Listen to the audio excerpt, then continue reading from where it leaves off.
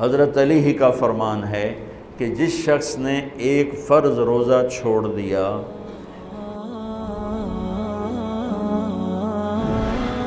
رمضان کیوں کہتے ہیں؟ رمضان کا مطلب ہے جل جانا۔ کس چیز کا جل جانا؟ صلاۃ الاوابین حین ترمز الفصال، نیک لوگ ایک نماز پڑھتے ہیں کب؟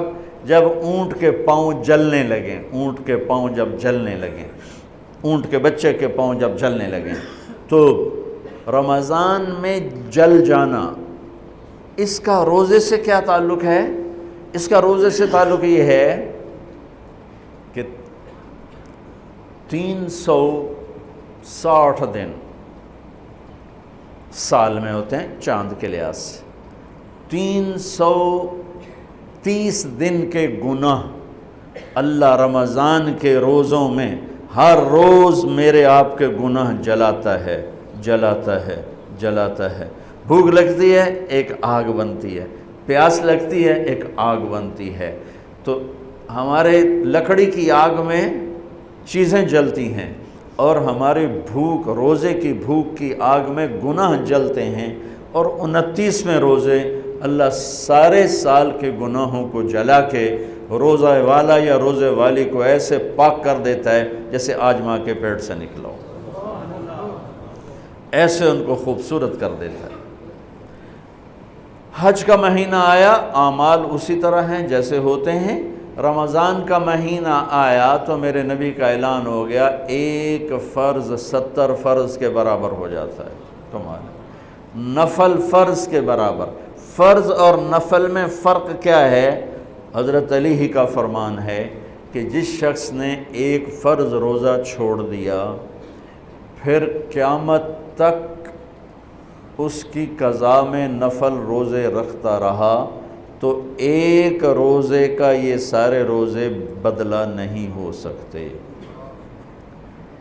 ایک نماز چھوڑ دی اور پھر اس کی قضا میں قیامت تک نفل پڑھتا رہا، تو فرض نماز کی ایک رکعت کے ایک سجدے کے برابر بھی نہیں ہے۔ فرض میں اتنی طاقت ہے۔ تو اللہ کی رحمت کیسے متوجہ ہوتی ہے کہ رمضان کے مہینے میں اللہ فرماتے ہیں میرے محبوب کی امت ہے، ایک فرض کو 70 کے برابر کر دو، اور پھر فرماتے ہیں نفل کو فرضوں کے برابر کر دو، اور پھر فرماتے ہیں جو رات کو تراویح پڑھے گا، دن میں روزہ رکھے گا، آخری رات اسے ایسے دھو کے پاک کر دوں گا کہ اس کے ذمے گناہ کا ایک ذرہ بھی باقی نہیں بچے گا، سب گناہ اللہ تعالیٰ اس کے معاف فرما دے گا۔ اور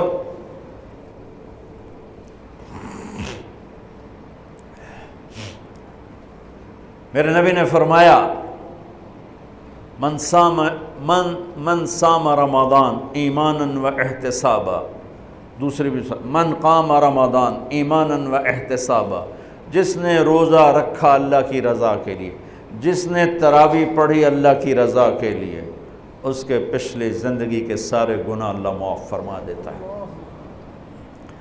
رات کا قیام کسی امت کو نہیں ملا۔ دیکھو روزہ سخت تھا تو ان کا قیام اللیل نہیں تھا، چونکہ وہ اپنی کتاب پڑھ سکتے ہی نہیں تھے۔ رمضان میں اللہ نے آسمانی کتابیں اتاریں، یکم رمضان کو ابراہیم علیہ السلام پر، 2 رمضان کو تورات موسیٰ علیہ السلام پر، 8 یا 6 رمضان کو عیسیٰ علیہ السلام ان پر، موسیٰ علیہ السلام پر، ان پر داؤد علیہ السلام پر زبور کو اتارا، اور 12 یا 18 رمضان کو عیسیٰ علیہ السلام پر انجیل کو اتارا، اور 21 رمضان کو اللہ تعالیٰ نے پیر کی رات لیلۃ القدر میں غار حرا کے اندر اللہ تعالیٰ نے اپنے محبوب پر کتاب کو اتارا۔ وہ کتابیں فل آ گئیں، لکھی لکھائیں۔ قرآن فل نہیں آیا، قرآن صرف ایک سورت کے 19 الفاظ آئے بس، اور پھر 23 برس میں قرآن اترا۔ کتنے انبیاء ایسے گزرے ہیں جن کے پاس جبریل زندگی میں ایک دفعہ آیا، زندگی میں جبریل ایک دفعہ، اور ایک سے لے کر آگے کوئی تعداد مقرر نہیں ہے، 100 دفعہ 200 دفعہ، لیکن آپ حیران ہوں گے ہمارے نبی پر جبریل 23 برس میں 24,000 دفعہ آئے، 24,000 دفعہ، جو ایک عجب العجائب ہے، عجب العجائب ہے۔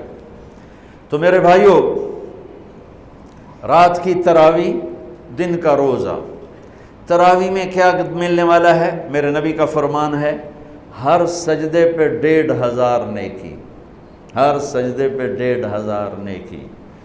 تھوڑی اپنی کاروباری مصروفیت گھٹاؤ، اپنی کاروباری مشقت گھٹاؤ، اپنے ملازموں کی بھی مشقت گھٹاؤ، تاکہ وہ تراویح پڑھ سکیں، روزہ رکھ سکیں، بشاشت سے پڑھ سکیں، اور اللہ کا فضل ہے ڈھیلے سے ڈھیلا حافظ بھی ہو تو 1.5 گھنٹے میں سارا کچھ نمٹ جاتا ہے۔ اتنی سی ہمت کرو میرے بھائیوں کہ افطاری میں تھوڑا کھاؤ۔ اگر تم پہلوانوں کی طرح شروع ہو گیا نا، پھر تو تم سے عشاء بھی نہیں پڑھی جائے گی، تراویح تم نے کیا پڑھنی۔ روزہ جسم کی فالتو چیزوں کو جلاتا ہے، روزہ ایک قوت پیدا کرتا ہے ایمانی شیطان کے خلاف۔ وہ کیسے پیدا کرتا ہے شیطان کے خلاف؟ اللہ تعالیٰ حلال کو بھی حرام کر دیتا ہے۔ جب بیوی کو بھی شہوت سے دیکھنا حرام ہو گیا اور یہ اس پہ قابو پا گیا تو اوروں کی عزت کو یہ حرام نظر سے کیوں دیکھے گا؟ جب یہ حلال کھانا چھوڑ گیا تو یہ جھوٹ کیوں بولے گا، یہ گالی کیوں دے گا، یہ غیبت کیوں کرے گا؟ جب یہ کان میں دوائی ڈالنا چھوڑ گیا کہ روزہ ٹوٹ جاتا ہے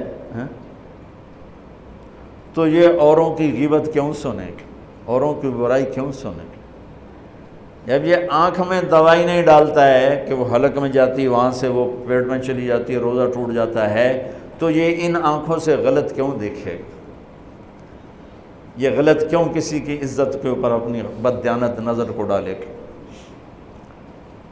تو جب یہ اندھیرے میں بند کمرے میں ٹھنڈا پانی پڑا ہوا ہے اور ہاتھ نہیں لگاتا ہے اور اللہ کا دھیان اسے یاد ہوتا ہے کہ اللہ دیکھ رہا ہے، نہاتے ہوئے ہونٹ بند کر لیتا ہے کہ کوئی پانی کا قطرہ منہ میں نہ چلا جائے اور میرا روزہ نہ ٹوٹ جائے، خراب نہ ہو جائے، تو یہ جب اللہ کا اتنا دھیان اس کو نصیب ہو جاتا ہے کہ اللہ دیکھ رہا ہے، ورنہ کیا کسی کو کیا خبر کہ میں 2 گلاس پانی پیتا یا میں پیاس سے بول رہا ہوں۔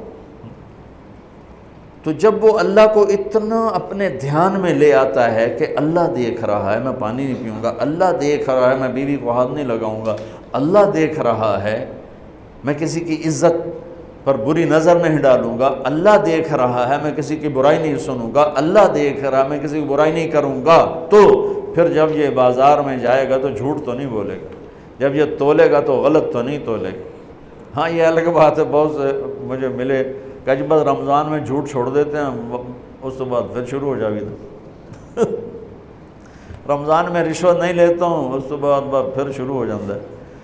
تو چلو شکر ہے 1 مہینہ تو مسلمان رہتے ہیں۔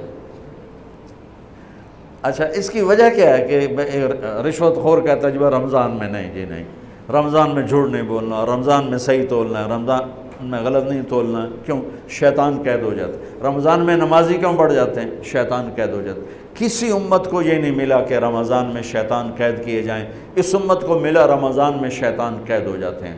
کسی امت کو یہ نہیں ملا کہ رمضان میں جہنم کے دروازے بند ہو جائیں، اس امت کو ملا ہے رمضان میں جہنم کے دروازے بند ہو جاتے ہیں، جنت کے دروازے کھل جاتے ہیں۔ کسی امت کو یہ نہیں ملا کہ ان کے لیے ہر مخلوق دعا کرے، رمضان کے مہینے میں اس امت کو یہ ملا ہے کہ ان کے روزہ رکھنے والوں کے لیے چونٹیاں بھی دعا کرتی، پرندے بھی دعا کرتے ہیں، مچھلیاں بھی دعا کرتی ہیں، ہوائیں دعا کرتی ہیں، ہر شے دعا کرتی ہے روزہ رکھنے والے کی۔ اس امت کو ملا۔ کسی امت کو یہ نہیں ملا کہ آخری رات ان کی سب کی بخشش ہو جائے، اس امت کو ملا ہے کہ رمضان کی آخری رات سب کی بخشش ہو جاتی۔ کسی امت کو یہ نہیں ملا کہ جنت کی حوریں انہیں روزوں میں یاد کریں، اس امت کو ملا ہے کہ اللہ تعالیٰ جنت کو کہتا ہے کہ تو تیار ہو جا، میک اپ کر لے، میرے بندے آ رہے ہیں، دلہن بن جا، سج دھج کے مجھے دکھا دے تاکہ میں اپنے بندوں کو پیش کروں تحفے کے طور پر۔ یہ ہے تمہاری بھوک کا بدلہ، یہ ہے تمہاری پیاس کا بدلہ۔